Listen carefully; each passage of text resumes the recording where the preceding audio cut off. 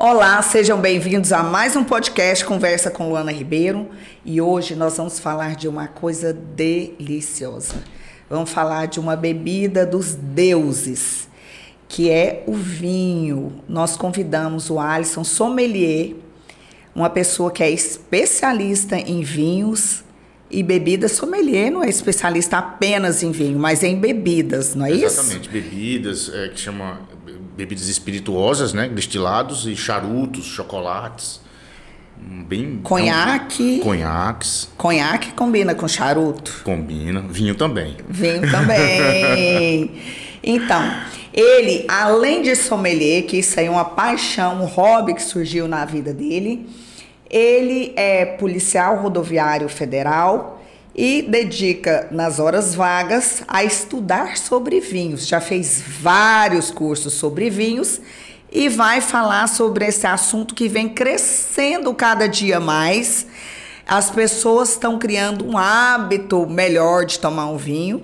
Inclusive, antes de começar a gravar nosso podcast aqui, eu estava falando para ele de um que nem é muito considerado pelos especialistas, que antigamente, no início de Palmas, era tão difícil comprar vinho. Aí no posto da 71 tinha uma conveniência, tem ainda, né? E aí a gente pedia para não trazer lambrusco, essas coisas assim. Aí a gente vai, com o passar dos anos, aprimorando. Bem-vindo ao nosso podcast e agora eu te passo a palavra para você se apresentar e falar um pouco dos seus cursos de vinhos, de sommelier. Seja bem-vindo. Obrigado, Luana. Obrigado pelo convite. A gente fica muito feliz por poder participar e falar de vinhos, né? Falar dessa bebida tão, como você já falou, maravilhosa, versátil, porque é uma bebida muito versátil. Você pode beber em todos os momentos, ocasiões, harmonizar com muitos pratos, desde o salgado aos doces. E aí a gente fica muito feliz, porque aqui Palmas não é diferente do Brasil, né? O Brasil tem crescido muito o consumo de vinho. A gente acredita, né, que depois da pandemia se aumentou muito, apesar de que está muito aquém ainda do mundo.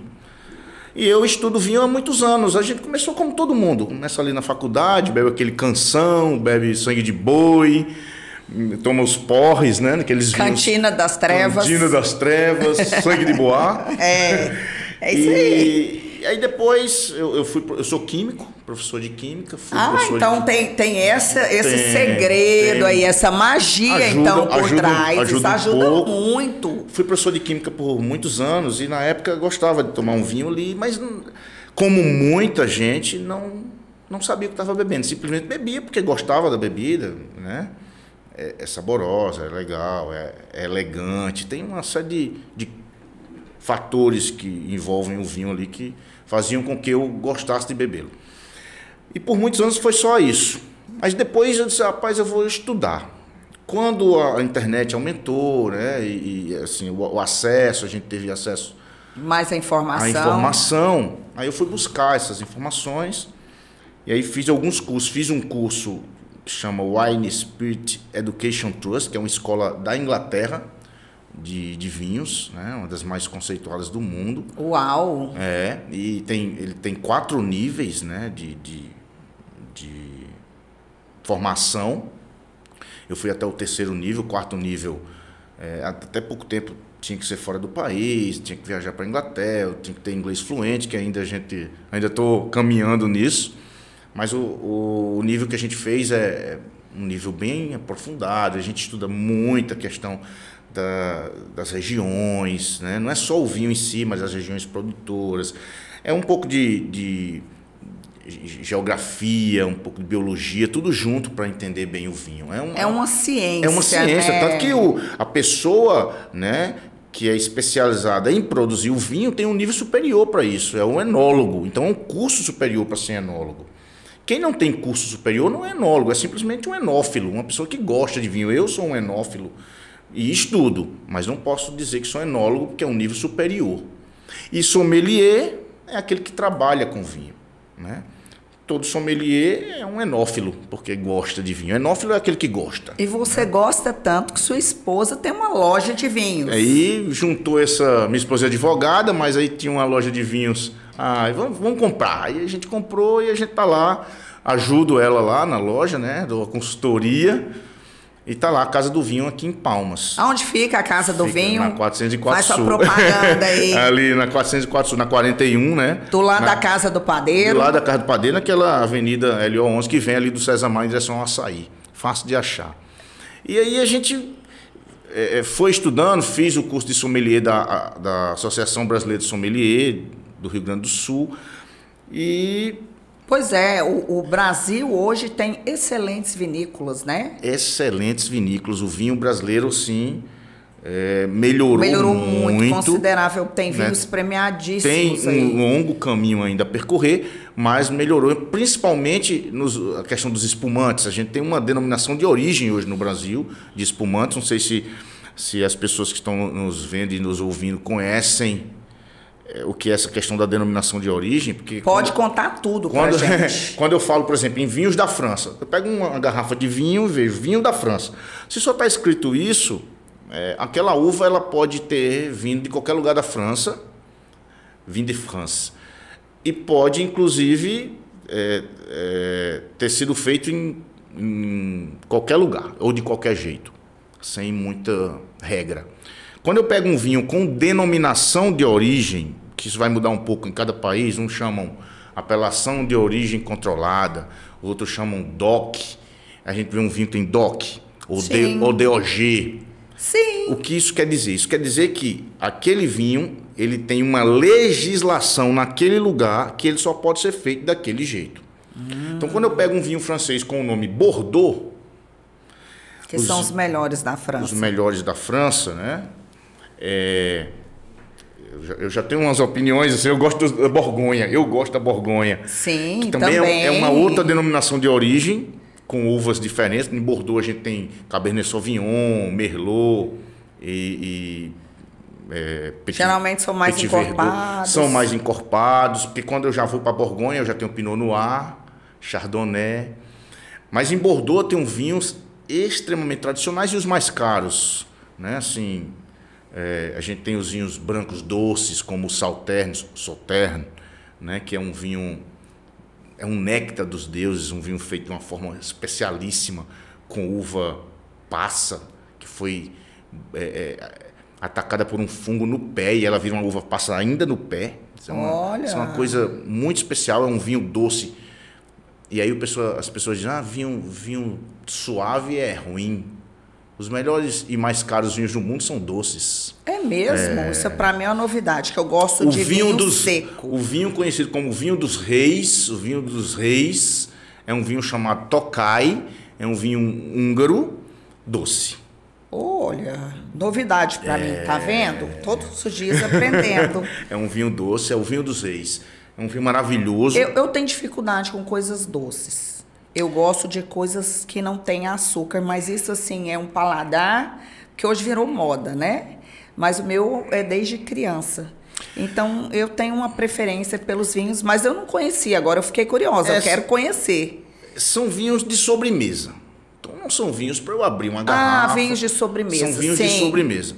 Porque, pelas regras de harmonização... Tipo vinho do Porto. Tipo vinho do Porto. Só que o vinho do Porto ele é feito de uma forma, é um vinho chamado fortificado, depois eu posso explicar isso aí. E esses vinhos, o Sauternes, o Tokaj, eles são vinhos feitos com as uvas nessa condição. Então é um clima muito específico que tem na França, né? Esse lugar, em Sauternes, que fica em Bordeaux, tem um clima muito específico à margem de um rio, então manhãs com nevoeiros, manhãs úmidas. Eu vou ter que ir na França conhecer essa região, viu? Vou ter que conhecer esses vinhos. Então, são regiões, ou essa região específica, que é a mais tradicional do mundo. Manhãs frias com nevoeiro e tardes quentes com sol. Propicia a proliferação de um fungo chamado Botrytis cinerea, que nessa condição específica, esse fungo ele fura a casca da uva, e por esses microfuros, né, à tarde, quando o sol esquenta o vinhedo, a uva perde água. Perdendo água por esses furinhos da casca, ela concentra nela açúcares, sabor, Preciso urgente de conhecer esse vinho. E falar nisso, faltou ter trazido uma taça de vinho e o vinho. Podia ter trazido um Sauternes que eu tenho lá na Casa do Vinho. Meu Deus, eu vou lá na Casa do Vinho depois, conhecer. E essa uva vira uma uva passa, literalmente uma uva passa. Daí se pega essa uva, colhe-se e vinifica ela. Então imagina que primeiro a quantidade de vinho, né? Precisa de muita uva para fazer vinho, porque ela está seca. E a única coisa que se usa é uva, não se usa mais nada além de uva. Então precisa de muita uva. É um vinho caro, não é um vinho barato, mas é um vinho excepcional. Que harmoniza. É o vinho para se harmonizar com o creme brulee francês. É a harmonização perfeita. Um Sauternes com creme brulee. E em Tokaj, na Hungria, lá em Tokaj, se faz. Isso são denominações de origem. Quando eu vejo um vinho escrito Sauternes, é um vinho que foi feito dessa forma, ele não pode ter sido feito diferente. Quando eu pego um vinho italiano chamado Chianti... Adoro! Adoro Chianti. Eu amo os vinhos italianos, por sinal. Brunello di Montalcino. Sim, muito bom. Pronto, então é fácil entender o que é um DOC, ou uma denominação de origem. Tudo isso eu falei por causa do Brasil. A denominação de origem Brunello di Montalcino... Brunello di Montalcino não é uma uva, não é um lugar, é uma denominação de origem. Todo vinho feito com aquela uva, que é a Sangiovese, feito daquele jeito, naquele lugar, com aquela uva, eu posso chamar ele de Brunello di Montalcino. É a que vira uva passa? Ou não? Não, essa aí é uma uva tinta. Já é outra. É, chamada Sangiovese, onde eu faço o Brunello. Já é outro, um vinho tinto italiano. A gente já pulou de país, né? Sim, aí o italiano tem os primitivos. Primitivo, que é uma uva. Que eu adoro, Primitivo é meus uma uva. favoritos. Mas quando eu pego um primitivo da Puglia... Mandúria. Da Mandúria, já são denominações de origem, porque eu uso a uva primitivo e faço de uma determinada forma. Então eu estava falando isso porque aqui no Brasil foi criada a primeira denominação de origem para vinhos espumantes no Brasil, Pinto Bandeira. Isso quer dizer o seguinte, todo vinho feito ali tem um critério para ser feito. Todo mundo tem que fazer o vinho dentro da legislação, é uma legislação. Internacional. É nacional. Nacional. Como champanhe é uma denominação de origem. Sim, francesa. Todo vinho feito lá pode ser chamado de champanhe. Se eu faço igualzinho e não faço lá, não é champanhe. Eu faço igual, uso as mesmas uvas, os mesmos tempos de amadurecimento, faço tudo igual, a garrafa, tudo. Mas se não foi feito lá, não pode ser champanhe. Só tem um champanhe fora da França, que é no Brasil. Tem uma vinícola que pode usar, ganhou na justiça o direito de chamar os seus vinhos de champanhe, que é a Peterlongo. Peterlongo tem um champanhe. Ah, é? Interessante. E também tem uns champanhes que são secos, que são os mais comuns, assim, os mais usuais. Os mais usuais. E tem os demi-seco, que são, igual você falou dos vinhos doces, são menos aceitos. A escala é bem maior. Tem o Nature, Extra Brut, Brut, Demi-Sec, Dulce, que são Dulce não dá.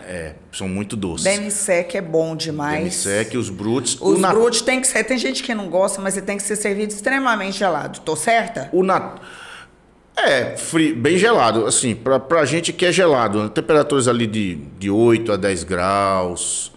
Muito mais gelado que isso, você pode mascarar sabores. Descaracterizar.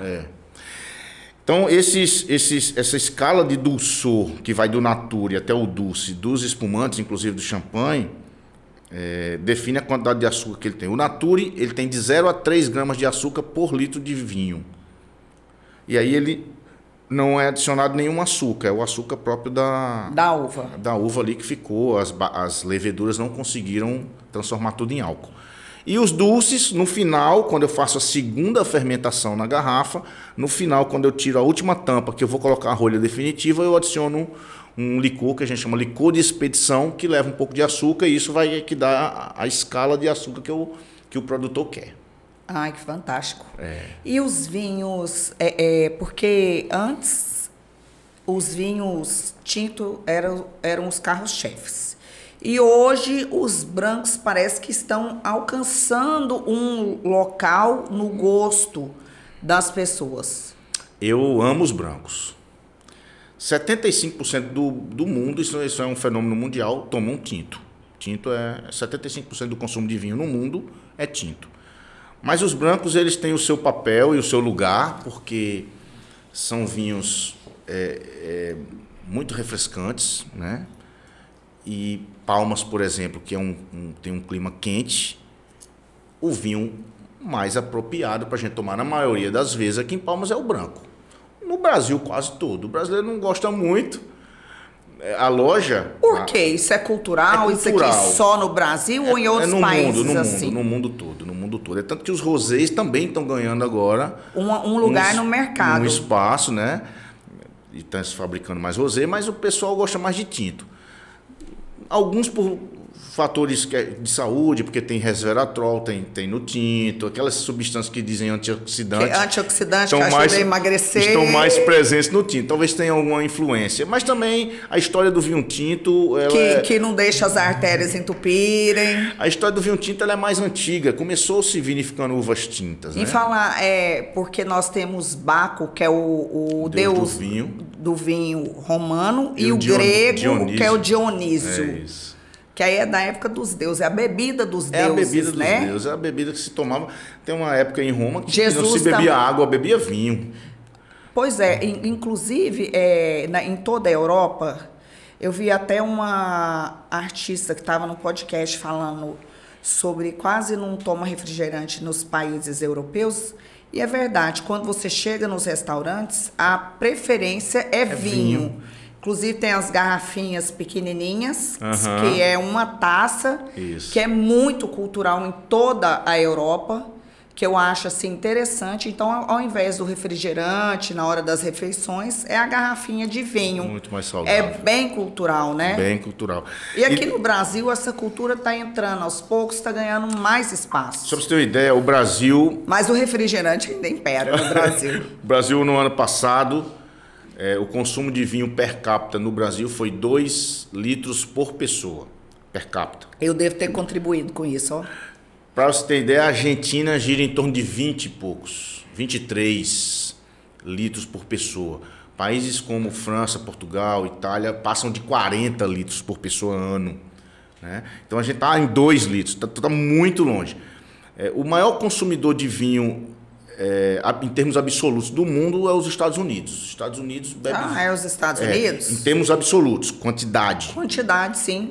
Agora, quando divide pela população, acaba perdendo... Porque na Europa é muito cultural, muito cultural. E nos Estados Unidos, apesar de você estar falando que é muito populoso, eu vejo que eles não importam tanto com a qualidade assim do vinho. Eles tomam todo tipo de tudo. Quem gosta de assistir filme... Todo filme, a pessoa chega ali do trabalho no final da tarde, tá cozinhando, abre uma taça de vinho e vai cozinhando ali, bebendo o seu vinho, vinho branco, geralmente eles tomam muito vinho. E os vinhos americanos são maravilhosos, excelentes. Quem nunca tomou vinho americano, procure comprar os vinhos americanos. Sim, eu conheci. Os vinhos californianos. Inclusive tem uns blends californianos. Tem os blends. Conta pra gente aí o que é um blend. Um blend é uma mistura de uvas. Várias uvas, viu, gente? Que a gente vai falando blend, vai falando isso e aquilo. Essa coisa do vinho varietal, do vinho de uma única uva, ela, na Europa, ela não era muito comum. Porque em Bordeaux, que a gente estava falando de Bordeaux, eles não conseguem fazer um vinho de uma única uva todos os anos, por causa da condição climática lá. Então, um ano chove muito, o outro chove menos, as uvas são difíceis. Por exemplo, a Cabernet Sauvignon é uma uva muito difícil, ela precisa de muito calor, ela tem amadurecimento muito tarde, então ela precisa de calor. É tanto que os solos, o melhor solo na França para se plantar Cabernet Sauvignon são solos pedregosos, que o sol bate nas pedras, as pedras esquentam a uva. Facilita. Tem toda uma ciência. Tudo isso. Qual é o solo para plantar tal uva? Qual é o solo? Tem tudo isso. Por isso que é um nível superior para saber, né? E por isso, por essa dificuldade de se ter a mesma qualidade todos os anos, eles optaram desde o início de misturar uvas para manter um certo padrão. Então lá é muito tradicional, não sai vinho de uma uva só. Se eu estou bebendo um Bordeaux, provavelmente é Cabernet Sauvignon com Merlot. Se eu estou bebendo, principalmente ali, né? Agora, eu já vou para outras regiões que são mais fáceis, aí já vem vinhos de uma uva só que nunca estava no rótulo da... Quando eu pegava um Borgonha, um Romanée Conti, que é o vinho mais caro do mundo hoje, ele tem lá, só Romanée Conti, da Borgonha e tal. Qual é a uva? Pinot Noir. Quem sabe de vinho sabe que é a uva, mas quem não sabe teria que ver qual é a região e tal. Então, essa coisa de botar o nome foi quando a América do Sul, Argentina, Chile começaram a ficar famosos por seus vinhos e eles colocavam o nome. E hoje a França e a Europa imitam vinhos daqui da América do Sul, principalmente os argentinos. Pois é, vamos falar um pouco dos vinhos argentinos, portugueses e chilenos, que são bastante consumidos no Brasil. Hoje, por causa da crise econômica na Argentina, ficou mais baixo o valor, né? Então, ele está mais acessível aqui no Brasil, porque tomar vinho também não é barato, né? Não é. É caro. Inclusive, nós precisamos de rever a pauta não só dos vinhos, mas da bebida no estado do Tocantins. O estado do Tocantins, ele não é competitivo com a pauta da bebida. Inclusive, o que entra clandestino está deixando de tributar, o estado sai perdendo. Pode confiar. Abaixa a pauta da bebida que vocês vão ver que vai aumentar a receita. Ninguém sonega porque quer. Sonega porque não tem opção. É muito difícil. Inclusive, muito morador do Tocantins compra vinho de fora sem pagar a tributação. Vai comprar em Goiânia, ou pede de Goiânia. Ou de Brasília. Ou de Brasília. Esse é um assunto realmente... Eu vou até tocar num ponto aqui que é meio as pessoas... Tem o vinho famosinho da Argentina, né? Tem. As pessoas entram na internet e vê o contatinho trazendo. Ou você está contribuindo com o descaminho, porque a pessoa pode ir lá trazer 12 garrafas para ela beber, mas ela não pode vender. Se ela vende, ela está sonegando. Ou você está bebendo vinho falsificado. São dois riscos, são duas coisas que você está fazendo. Inclusive, um amigo foi visitar a Argentina e trouxe presente para mim. A chance de você... É muita ingenuidade, eu digo até ingenuidade. Já disse para alguns amigos meus aqui que gostam de... Aí pegam vou falar o nome, né? Pega o Angélica Zapata e bota no seu story lá do Instagram, abrindo o seu... com a garrafa... que entrou no Brasil de forma ilegal, porque a gente sabe que não tem o selo da importadora. Sim. Precisa ter um selinho da importadora, um selinho verde na garrafa, que é o selo que diz que ela entrou legalmente no Brasil. E só existe uma importadora que traz os vinhos da Catena Zapata, tem as empresas. Tem a Mistral que traz essa, tem outras que trazem outros vinhos. Esse da Catena, eles fecharam exclusividade com a Mistral e só a Mistral traz. O vinho DV Catena, ele só é exportado para o Brasil. Só o DV Catena que se bebe aqui, né? DV, Angélica. O Angélica vai para outros lugares, mas o DV vem para o Brasil. E eu já conversei, eu compro os vinhos que tenho na loja lá da esposa, os DV Catena são vindos da Mistral, comprei com a importadora. Então tem o selo e tal. É mais caro, porque é impossível competir com aquele que não paga imposto. Verdade. É impossível. É impossível. Então, essa conversa que nós estamos tendo aqui não é só questão de quem tem loja de bebida, de vinho, não. Supermercadistas sofrem com isso. Isso, todos. Eles já pediram muitas vezes, porque eles estão concorrendo com o que traz clandestino. O que passa uma carreta, 2, 3, 4, sem pagar a tributação, se prender uma carreta, e o que eu digo, valeu a pena. Eu sou policial rodoviário federal, então vi isso muitas vezes. E a gente tem um programa que passa no Discovery, chama Operação Fronteira, que é um programa sobre a Polícia Rodoviária Federal. Assiste lá para você ver quantos corsazinhos cheios de vinho eles pegam. Então aquele vinho é transportado de forma inadequada, fora da temperatura, trepidando, fora da temperatura, então não chega bem. Além do fato de se comprar vinho assim, eu ia falar da ingenuidade. É muita ingenuidade achar que se falsifica o uísque, falsifica cerveja e não falsifica vinho. Esses dias eu vi um vídeo falsificando cerveja. Vinho é muito falsificado. Eu estava em São Paulo em outubro passado, teve a maior feira de vinhos da América Latina, chama a ProWine. Ela foi em São Paulo todo ano em outubro, e tinha vários expositores, gente do mundo todo. E um cara estava me contando lá que a garrafa de DV Catena tem um comércio de garrafas vazias em São Paulo. Existe o câmbio negro, Só né? que o cara comprar garrafa vazia para encher com outra coisa. Aí e vender será que eles colocam lá dentro um canção? vinho de baixa qualidade, com certeza, e o cara tá comprando aí. É porque é bem doce. Brincadeira. Mas então, aí nós temos aí os vinhos argentinos, os chilenos, os portugueses. Todo mundo fala que português não tem erro. Eu, particularmente, o meu paladar tem uma seleção para os vinhos portugueses. Eu gosto muito dos argentinos também e dos chilenos. Eu acho que os portugueses são de uvas bem específicas e são todas com grande diferença. Talvez, na minha visão. Pelo que você está falando, eu já percebi mais ou menos o seu gosto. Você gosta de uvas um pouco mais encorpadas, talvez com um pouco mais de tanino, que aí é a característica da Argentina. Um vinho que a gente chama um vinho de mais corpo, né? Um vinho mais gordo, porque há uma diferença entre... Eu pego a mesma uva, eu pego uma Malbec e vinifico ela na Argentina, e pego a Malbec, que é uma uva francesa, e vinifico ela na França. São dois vinhos completamente diferentes, porque as temperaturas dos países são diferentes. Aquela uva que foi produzida em um país mais quente, ela vai amadurecer mais rápido e vai ter um nível de açúcar maior e um nível de acidez menor. A uva que amadureceu num país mais frio, ela amadurece mais lentamente, ela tem um nível de açúcar um pouco mais baixo e um nível de acidez mais alto. Então o vinho francês de Malbec, ele é um pouquinho menos encorpado, um pouquinho mais ácido. Mais claro. Mais claro, depende um pouco da forma de vinificar, depende muito do... Porque tem várias formas na hora da maceração, que é a hora que a casca fica lá dentro do mosto. Ele tem várias técnicas que ele pode fazer ficar mais claro ou mais escuro. Ou bem mais escuro, mas mais transparente. E aí, essa aí já é a hora da filtração. Tem várias técnicas durante a elaboração do vinho que eu posso usar. A técnica do chapéu, remoagem. Aquele que você balança assim na taça, chega gruda assim na taça, demora a descer. As lágrimas, né? Indica principalmente a quantidade de álcool do vinho. Quanto mais álcool, mais lágrimas e mais lentas elas são. Isso é bom.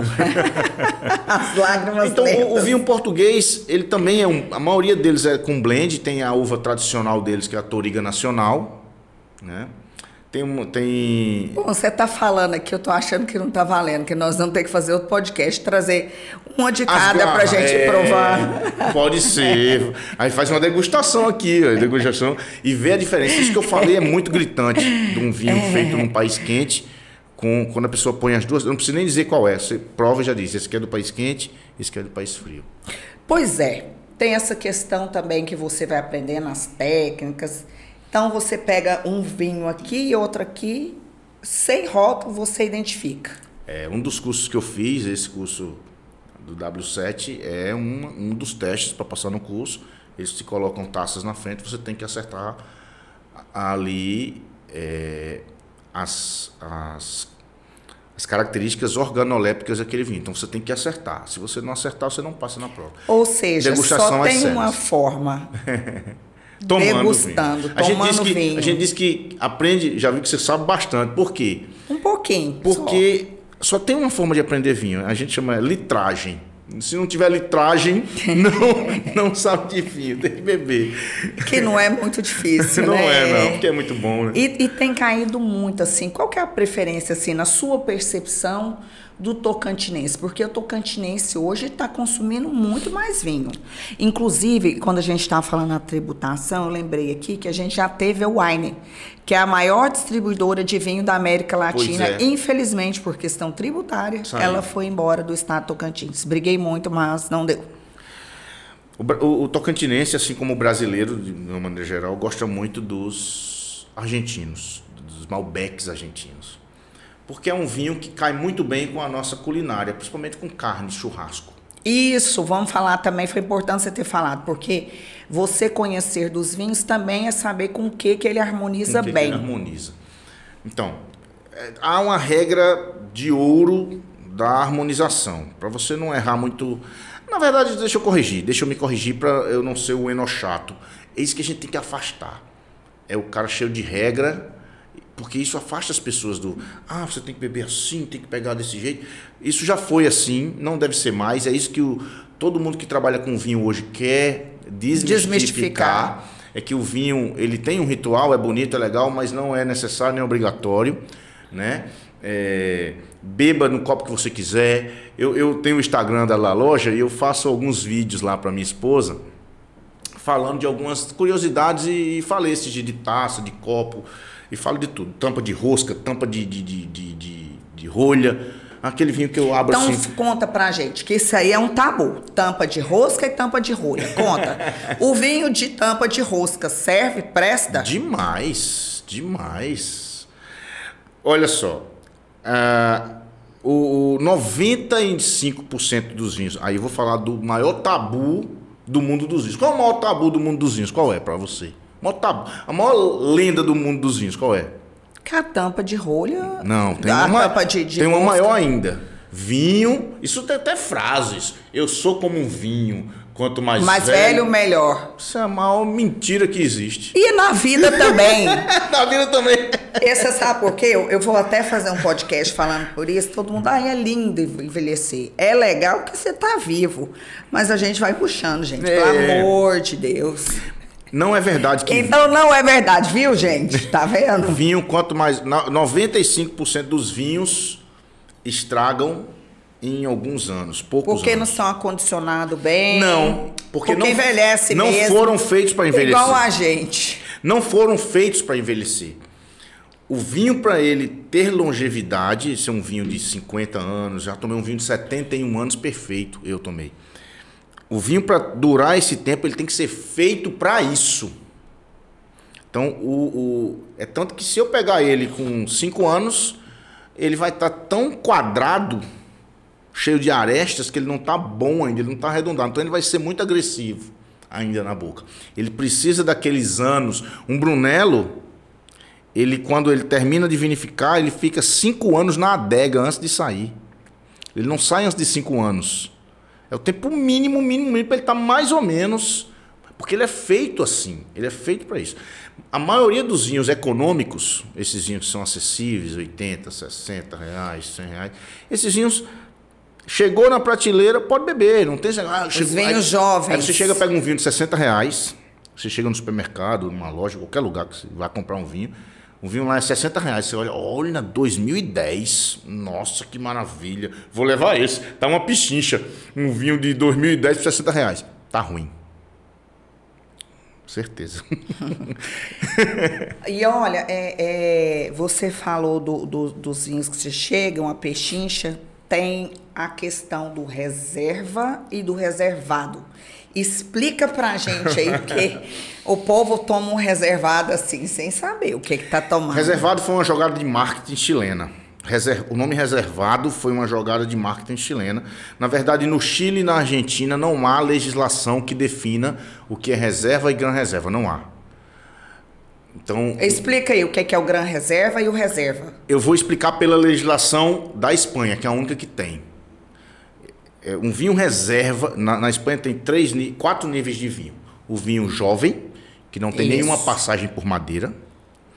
O vinho criança, que escreve criança, com Z, mas diz criança. O vinho criança, que tem uma passagem de 6 meses por madeira. O vinho reserva, que tem uma passagem de 12, e o vinho gran reserva de 18. Na Espanha isso é lei. Em qualquer outro lugar não é nada. E o reservado? Fala esse reservado. Mas aí aí assim, Raul, mas o reservado é a borra do café, tipo assim, é o que não... Eles pegaram um vinho bem econômico, baratinho, e jogaram ali o nome reservado para você pensar, nossa, esse foi feito para mim, está reservado, né? Foi alguma reserva da vinícola de um vinho especial. Não, é uma jogada de marketing. É o que tem mais baixa qualidade. Geralmente é o mais... Geralmente não, quase sempre é o mais... É a sobra. É o mais fraco, é o vinhozinho mais econômico da vinícola. Agora, quando você vê reservadinho, gente, lá no reservado, no supermercado, não tá fazendo muita vantagem. Você tá pegando um produto de segunda qualidade, basicamente. Mas eu posso até fazer um adendo aqui. É um vinho mais barato, mas pelo preço ele é honesto. Porque é mais em conta. Porque ele é muito barato e ele não é ruim. Ele é todo refeito. O que é que acontece num vinho reservado? A acidez não deu legal, eu ponho um ácido. O açúcar não era suficiente, o álcool não estava bom, eu botei açúcar para fazer mais álcool. Então eu posso corrigir, eu posso botar até água nele. Ou seja, gente, é um melecheite. Eu posso corrigir esse vinho, é um vinho que ele pode ser corrigido. Então ele é um vinho mais em conta, honesto, porque porque você falou ele entrega o que se propõe. Isso. Agora temos também os vinhos reserva, que é um custo-benefício melhor. Porque vinho bom, gente, não quer dizer que é o vinho mais caro, não, tá? Sim. Inclusive, eu já tomei vinho caro que eu não gostei. Sim. Tem vinho caro que não é bom. Sim. E tem vinho muito em conta, que é, nota 10, que é joia. Esses dias um amigo me perguntou de um vinho bem baratinho, né? Aí eu falei pra ele virou tomador de vinho e Luana, lembrei de você. Aí ele me mandou a foto tomando vinho, que é bem em conta mesmo. Então, assim, tem vinhos baratos. Tem. Muito bons, assim, custo-benefício. Depende da ocasião, né? Tem um vinho que eu vendo lá, um espanholzinho muito simples, da uva Tempranillo. Tempranillo. Conheço muita gente que gosta. Gosta. É uma uvazinha que nem todo mundo gosta. Mas é uma uva porque tem pouco tanino, é uma uva mais leve. Mas é um vinho que eu indico, eu queria entrar no mundo dos vinhos secos, me indica um vinho, eu indico esse e geralmente a pessoa... Pode falar o nome. Aqui, gente, não tem patrocínio, aqui não tem nada, aqui não estamos fazendo propaganda para ninguém, aqui é por hobby que a gente faz isso aqui e por acreditar nas pessoas do estado do Tocantins e que investem aqui no nosso estado. É o Dom Luciano, chama Dom Luciano. É um vinho muito gostosinho, barato. Ele é de onde? Espanhol, aí, deliciosos. Da região de La Mancha, na Espanha, uma região sul da Espanha, que tem um clima quente, produz vinhos bem interessantes. Agora, é engraçado esse vinho, a história dele. Eu vou até contar um fato. Foi numa pousada aqui de Tocantins. Não vou dizer o nome da pousada. Sim. Mas aí eu cheguei com a minha esposa, estávamos à noite tomando... Vamos tomar um vinho na piscina, vamos. Aí, isso já faz alguns anos, já bem uns 5 anos ou mais. Eu não conhecia esse vinho... Por acaso, eu pedi vinho na carta, eu vi o vinho mais barato da carta. Eu digo, traga esse vinho para mim, por favor. O rapaz trouxe. Quando eu comecei a tomar, eu me surpreendi. Eu digo, nossa, como ele é bonzinho para esse preço, né? A gente pega um vinho barato, espera algo não muito bom. E aí chamei o cara e disse, rapaz, esse vinho tá barato, cara. Porque ele é muito bom. Aí disse, tá, legal. Aí no outro dia eu vamos pra piscina de novo tomar aquele vinho. Aí já tava o dobro do preço. Eu inventei de falar. Que temos esse problema. Não devia ter falado que tava barato, cara. Eu devia ter tomado lá caladinho. Mas é o Dom Luciano. É um vinho... Custo-benefício excelente. Excelente. Geralmente, para quem eu indico, as pessoas gostam de tomar. Tem um vinho... Agora ficou caro. Você falou aqui, encareceu o Dom Luciano. Eu já indiquei uns vinhos assim, custo-benefício bem bom, tipo Rendezvous. Que aconteceu a mesma coisa que aconteceu na pousada que você foi. Você indica, o pessoal começa a comprar, ele dobra, triplica o preço. Foi o que aconteceu com o Rendezvous. Porque o Rendezvous é um vinho custo-benefício bom, bem em conta, mas ficou muito caro. É um vinho, esse aí é um vinho da região de Languedoc. Isso, na França. Sul da França. É um sul da França e é um vinho muito legal. Eu gosto do Rendezvous, inclusive está em falta, porque a procura por ele é muito grande. Pois virou praga. Todo vinho que a gente indica aí acontece a história lá da pousada. Mas assim, aí eu acho que eu estava falando... O que foi que a gente... Agora eu já me perdi, é tanto assunto. Nós falamos das regiões, das rolhas, rolha, do reserva. Deixa eu falar uma questão sobre rolha e rosca, que ainda há um preconceito muito grande. Eu fiz um vídeo uma vez e um cara botou um comentário. Você está muito errado. Um vinho de rosca, né, dessas tampinhas metálicas... Não presta. Não presta. E aí eu, no direct dele, né, printei vários vinhos de R$5.000 com essa tampa e mandei para ele. R$5.000 a garrafa. Tá vendo? Na verdade, Austrália e Nova Zelândia... Já tomei também. Australianos e neozelandeses, esses vinhos... Tomei tudo que é vinho. Esses países, praticamente África do Sul, esses países... África do Sul é muito bom. Gente, eu amo os vinhos africanos. Muito bom. São muito bons. Esses países, praticamente 80% dos vinhos já vem só com Com a rolha. Com a rosca. Com a rosca. É, eu tinha um preconceitozinho.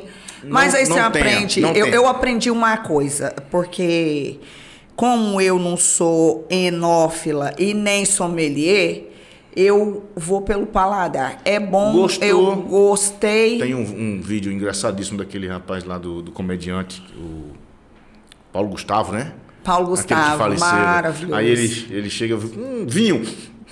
Vamos ver se você tem 3 coisas para ver. Se você cheirar, olhar e aí ele cheira cheiroso. Então, gostoso, tá bonitinho, então é bom. Esse vinho é bom. O vinho bom é o vinho que você gosta. Sim. Independente do preço.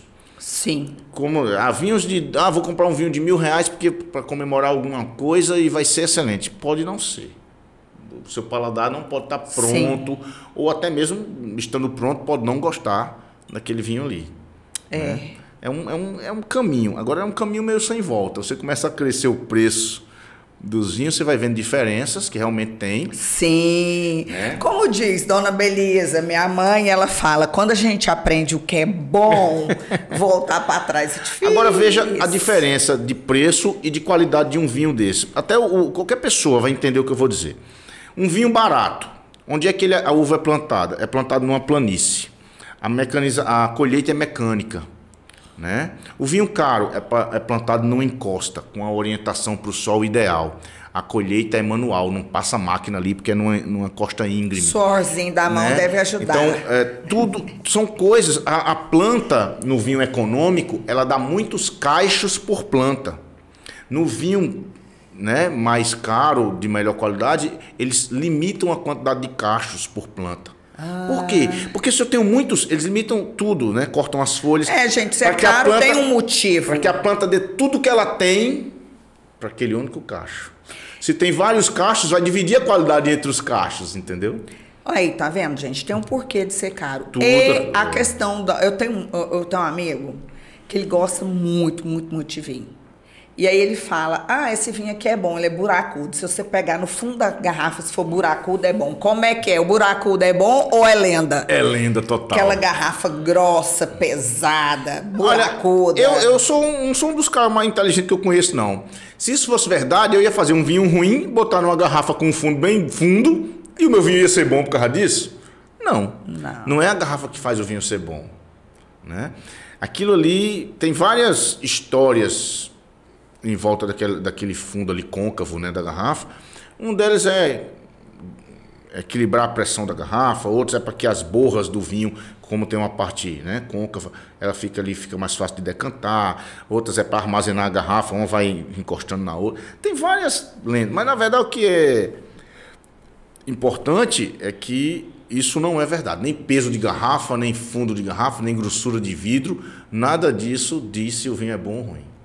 E outra coisa, já li uma matéria que falando tem muitos homens que não se adaptam a vinhos, porque por causa da acidez no estômago, tem uns homens que não sentem bem uma digestão. Isso aí é lenda ou é real? O que eu sei... eu conheço meu marido particularmente, ele não é uma pessoa que faz questão de tomar vinho. Ele toma. Mas, às vezes, tem alguns vinhos que dá uma indigestão, azia. Importante. E aí, alguma vez eu li que isso é característico mais no sexo masculino. Por causa da digestão, da acidez. Eu acho que pode ter a ver... Primeiro, tomar vinho tem a regra de ouro. Tomar vinho sempre intercalando com água. É muito importante para não ter... No outro dia, pode ser o vinho mais caro do mundo. Se você beber muito... Com gás ou sem gás? Ou o que você preferir? O que você preferir, mas eu assim... Eu gosto de gás, com muita bolinha. Eu também gosto de gás, mas assim, alguns indicam sem gás, mas é o que você preferir. É importante tomar água. E tem algumas pessoas, que aí eu já não sei se tem no universo masculino seja maior, que tem uma certa suscetibilidade ao sulfito. Sulfito, se você pegar todo o contrarótulo de vinho, a maioria tem lá, contém sulfitos. Sulfito é uma substância que eles colocam desde a hora que eu começo a colher a uva, para evitar a fermentação precoce, até na hora que eu vou engarrafar para conservar o vinho. O sulfito tem algumas pessoas que têm sensibilidade a sulfito. Às vezes seja isso. E aí, quando tem... comem, sente dor de cabeça, algum mal-estar, alguma coisa. E tem alguns vinhos que não tem sulfito? Tem os vinhos O tempranilo? Não, aí não é nem a uva, é uma opção do... É a forma de colheita? Não, é a opção do cara. Eu vou fazer um vinho, que chamam hoje de vinho natureba. Eu vou fazer um vinho natureba, um vinho natural, biodinâmico, orgânico, vegano. Aí tem vinho vegano. Aí alguém diz, uai, todo vinho não é vegano? Não, todo vinho não é vegano. Porque vai o sulfito e outras Não é nem por causa do sulfito, é porque vai ovo. Ovo? Ovo. Durante a elaboração do vinho, gente, tem um processo que entra... Para, que eu já ouvi de tudo de vinho. Agora que vai ovo, eu tô em estado de choque. Eu não tenho problema em comer ovo, mas... Quem é vegano tem que... Os veganos, eles estudam isso e com certeza eles sabem, né? Então eles sabem que os vinhos... Tô chocada. Parece que tem coisa que é melhor a gente não saber, não é? Pois tem os vinhos hoje, rótulos lá, vegano. Orgânico e vegano. Orgânico, não entra agrotóxicos, né? Químicos, eles fazem calda bordaleza, eles fazem outro tipo de controle de pragas. E no caso do vegano, não entra ovo durante a clarificação. Como você falou, você tem vinho que é mais clarinho. Quando eu faço um vinho, um suco, qualquer suco que eu faço da própria fruta, ele é turvo. Eu não vou colocar na taça e ver aquela coisa brilhante, transparente, que é o vinho. Para ficar brilhante daquele jeito, passa por um processo chamado clarificação. E nesse processo de clarificação, usa-se a albumina, que é a proteína da clara do ovo. A albumina é usada. Ela entra no processo, depois é retirada. Mas ela passou pelo processo. Por isso que os vinhos que não utilizam albumina, cola de peixe, essas substâncias que usam na clarificação, usam outras coisas, aí são chamados de vinhos veganos. Então é uma opção do cara, vou fazer um vinho vegano, biodinâmico, porque a fase da lua vai influenciar na minha colheita, eu vou colher no dia da lua assim, ou a lua assado. Então toda essa escolha, né, inclusive de não usar sulfito, é do enólogo, e dependendo, aí esse é um vinho que não vai durar mesmo. E aí é um vinho que você pode encontrar aromas um pouco mais estragados. É muito comum em vinhos naturais, natureba, você encontrar um sulfitozinho, eu vou te fazer uma cheiro pergunta, de enxofre. Você não briga comigo, não. Aqueles vinhos de garrafão assim que vende no caminhão, aquele é um vinho natural, não tem? É um vinho que chama vinho colonial, né? O vinho. Mas porque eu conheço gente que toma aquilo ali. Parece, inclusive, suco de uva, né? Ali é um vinho de mesa. Qual a diferença do vinho de mesa para o vinho fino? A uva. Então, assim, quando eu vejo o vinho pérgola, é um vinho ruim? Não. É um vinho de mesa. Tá brincando. É um vinho de mesa. É doce, eu não gosto de nada doce. Mas tem ele seco. Mas digamos que é um vinho de mesa. A diferença é a uva que eu usei. O que é a uva de mesa e o que é a uva fina, a uva vinífera? A uva de mesa é a uva de comer. Então, quando eu faço vinho, sendo bem superficial, simples, né? Sim. Quando eu faço o vinho com a uva de comer, ele é um vinho de mesa. E sabe qual é o único cheiro que ele tem? De suco de uva. Então entendeu? Quando eu faço vinho, quando eu faço vinho com uva de fazer vinho, que a gente chama vitivinífera, ele vai ter todos os aromas do mundo, menos de uva. De uva. Ele não pode ter cheiro de uva, se tiver tá errado. Entendi. Entendeu? Então, o vinho de mesa, quando você vê, vinho de mesa suave, é um vinho feito de uva de comer, doce. Entendi. Gente, o tempo passa e eu nem percebi. Acredita? Que legal, né? Nossa, muito bom falar do que a gente gosta, né? Não é? E com quem entende do assunto, é melhor ainda. E a gente não falou nem 0,01% das possibilidades, né? Tem muita coisa, né? É muita coisa. E assim, eu estava vendo que em países europeus que se consome muito vinho, os índices de infarto são menores, porque tem o resveratrol, que é antioxidante. Então, gente, é uma tacinha. Não é aquela taça daquele tamanho, é uma tacinha, sabe? 150 ml. O que vale é a quantidade, né? O excesso... Tudo, meu pai dizia, tudo demais é muito. Concordo com seu pai. Homem sábio. Tudo demais é muito.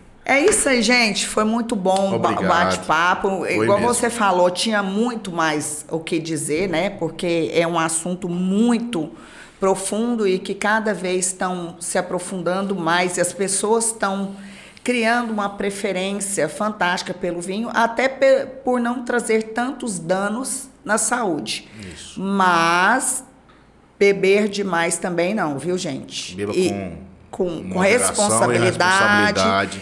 E se beber, por favor, gente, não dirija. Não, porque não combina álcool e direção. Com certeza. Foi um prazer. O prazer foi todo meu. Obrigada por ter vindo, pela disponibilidade, viu? Obrigado, eu que agradeço. Foi muito bom estar com vocês. Mais uma vez eu quero agradecer a audiência. Gente, eu não fico lá no início do vídeo, dá um like, curte aqui. Mas eu sou muito grata à audiência de vocês, que vocês têm nos prestigiado. Muito obrigada, muito bom. E até a próxima conversa com Luana Ribeiro.